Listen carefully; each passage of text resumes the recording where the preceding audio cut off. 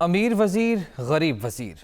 کچھ دن قبل میں نے نگران وزیر اعظم انوار الحق کاکڑ سمیت ان کے درجن بھر وزیروں کے گوشواروں کی تفصیلات بریک کی۔ قانون کے مطابق پبلک آفس ہولڈر کو الیکشن کمیشن کو اپنی جائیدادوں کی تفصیلات دینا پڑتی ہیں۔ اگرچہ سب لوگ نگران سیٹ اپ میں وزیر بننا چاہتے ہیں، لیکن ان میں سے اکثر کو یہ بات پسند نہیں آتی کہ انہیں اپنی جائیدادوں یا بینک اکاؤنٹس کی تفصیلات دینا پڑے۔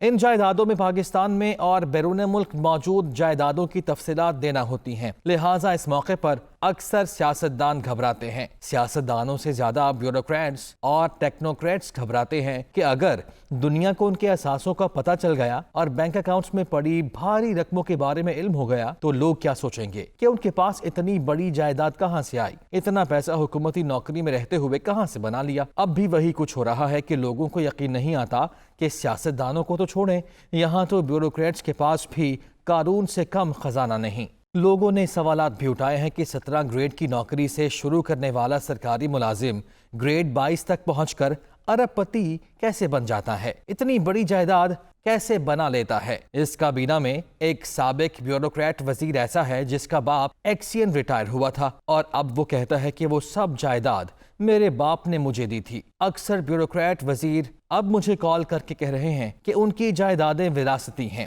لیکن جب ان کی وراثت کو چیک کیا جائے تو پتہ چلتا ہے کہ ایک بیوروکریٹ وزیر کے والد تو اسکول ٹیچر تھے اور وہ خود اس وقت ارب پتی بن چکے ہیں۔ کتنے اسکول ٹیچر ارب پتی ہوں گے جو اسکول میں پڑھا کر اتنی دولت اکٹھی کر کے اپنے ہونہار بیٹے کو دان کر گئے۔ ایک اور فارن کوالیفائڈ وزیر صاحب ہیں جن کی بیگم کے نام پر کم از کم 2 درجن جائیدادیں ہیں، جن میں کمرشل پراپرٹی سے لے کر کراچی، لاہور اور اسلام آباد کی ہر اہم ہاؤسنگ سوسائٹی میں پلاٹس ہیں۔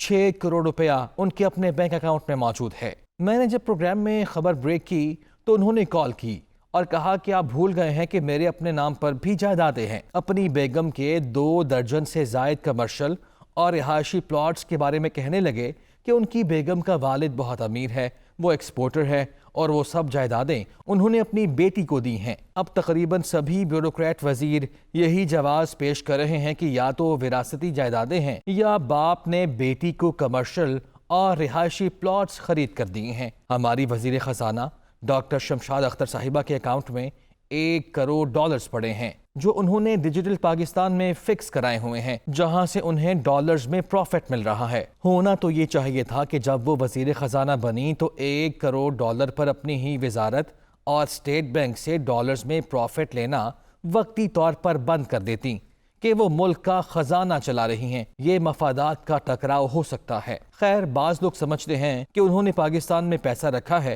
جس پر انہیں ڈالر میں پروفٹ مل رہا ہے، جو تقریباً 7-8% کے قریب ہے، اور وہ جب چاہیں اپنا یہ سارا پیسہ بیرون ملک اکاؤنٹ میں واپس لے جا سکتی ہیں اور ساتھ ہی وہ پروفٹ بھی۔ مزے کا گوشوارہ وزیر داخلہ سرفراز بگٹی کا ہے۔ ایک بلوچ ہو اور اس کے پاس جانور نہ ہوں، ان کے پاس جانوروں کا بہت بڑا ریوڑ ہے، اس میں 90 تو صرف اونٹ ہیں۔ سرفراز بگٹی کا بھی مجھے میسج آیا کہ سائیں احتساب کے لیے حاضر ہوں، جب کہیں پیش ہو جاؤں۔ سرفراز بگٹی میں ایک روایتی بلوچ والا ٹچ ہے، دوسروں کے ساتھ احترام اور عزت سے پیش آتے ہیں۔ وہ ان لوگوں میں سے ہیں وزیر بن کر جن کا دماغ خراب نہیں ہوتا۔ وزیر بن کر کمیٹی اجلاسوں میں انہیں دیکھا ہے کہ ہر ایک سے عزت و احترام سے پیش آتے ہیں۔ میں نے کہا سائیں کیا کریں، صحافت مشکل کام ہے، روز نئے دشمن بنتے ہیں۔ ہنس کر بولے سائیں میں اپنے اثاثوں کا احتساب کرانے کو تیار ہوں۔ وزیر اعظم انوار الحق کاکڑ کا بھی مجھے فون آیا جب ان کے اثاثوں کی خبر بریک کی۔ کاکڑ صاحب نے پچھلے ماہ صحافیوں اور اینکر سے ملاقات میں بتایا تھا کہ ان کے پاس اپنا گھر نہیں ہے، وہ کوئٹہ میں 35,000 روپے کرائے کے گھر میں رہتے ہیں۔ اب گوشوارے دیکھے ہیں تو واقعی ان کے پاس ذاتی گھر نہیں ہے، تاہم اکاؤنٹ میں مناسب پیسے ہیں۔ مجھے کہنے لگے ان کے پاس 20 ایکڑ آبائی زمین ہے جس پر سیبوں کا باغ ہے، جس کا پھل بہت مشہور ہے اور لاہور کی منڈی میں اچھا بکتا ہے۔ میں نے مذاقت جواب دیا کاکڑ صاحب آپ پٹھان بھائی کنجوسی کرتے ہیں، اگر آپ بھی سال میں ایک دفعہ صحافیوں اینکرز کو کچھ سیب بھیجتے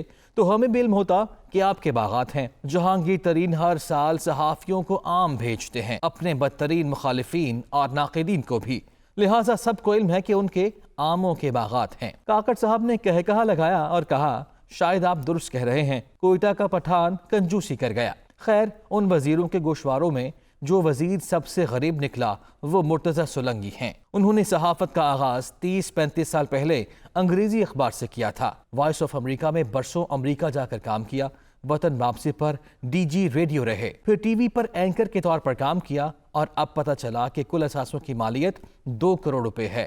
ایک طرف آپ کابینہ میں بیٹھے سابق بیوروکریٹس کے اثاثے دیکھیں تو لگے گا کہ سب ارب پتی ہیں، اور دوسری جانب مرتضی سولنگی آپ کو غریب لگیں گے۔ سولنگی صاحب سے زیادہ اثاثے تو میرے پروڈیوسر رانا اشرف کے ہوں گے۔ سولنگی صاحب سے تعلق خراب ہوا جو کبھی ٹھیک نہ ہوا، جب ملتان ریڈیو کے ایک پرانے دوست کا بلوچستان ٹرانسفر ہوا۔ وہ ڈی جی ریڈیو تھے، ان سے کہا کہ مناسب سمجھیں تو اسے ملتان رہنے دیں، ان کے چھوٹے بچے ہیں۔ تعلق کے باوجود سولنگی صاحب نے سیدھا جواب دیا کہ رؤف سائیں، کبھی میں نے آپ کی صحافت میں مداخلت کی ہے کہ فلاں خبر کریں اور فلاں نہ کریں؟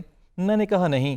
بولے تو پھر آپ کیوں میرے کام میں مداخلت کر رہے ہیں؟ میں شرمندہ بھی ہوا اور پھر کبھی ان سے ملا نہ کبھی کام کہا۔ 3 سال بعد لندن میں تھا کہ ان کا میسج ملا کہ سائیں آپ کا کام کر دیا ہے، آپ کا بندہ واپس ملتان آ گیا ہے۔ مجھے ہنسی آئی کہ 3 سال بعد کام ہو گیا۔ خیر وہ وزیر بنے تو انہوں نے سیکریٹری راشد لنگڑیال کے ساتھ بجلی بلز پر بریفنگ دی، تو میں بھی دیگر صحافیوں کے ساتھ گیا۔ بریفنگ ختم ہوئی تو چائے پلانے دفتر لے گئے۔ بڑے فخر سے کہا کہ پہلے یہاں اچھے خاصے خرچے اور کھانے چلتے تھے، لیکن میں نے سب کچھ بند کرا دیا ہے، اب آپ کو صرف چائے کافی کے ساتھ بسکٹ مل سکتے ہیں۔ میں نے راشد لنگڑیال صاحب کی طرف دیکھا اور مذاق میں کہا جب ہماری باری آئی ہے تو سولنگی صاحب نے سب کچھ بین کر دیا کہ لوگ واہ واہ کریں گے۔ ان سے پہلے وزیروں نے کھل کر کھانے کھائے، عیاشیاں کی، وہ کسی سے نہیں ڈرے۔ سولنگی صاحب کریڈٹ لے رہے ہیں کہ میں نے سب کچھ بند کر دیا ہے۔ میں نے کہا صبر کریں، پچھلوں کو واپس آنے دیں، فروری میں الیکشن کے بعد وہ وہیں سے سب کچھ شروع کریں گے جہاں وہ اگست میں چھوڑ کر گئے تھے۔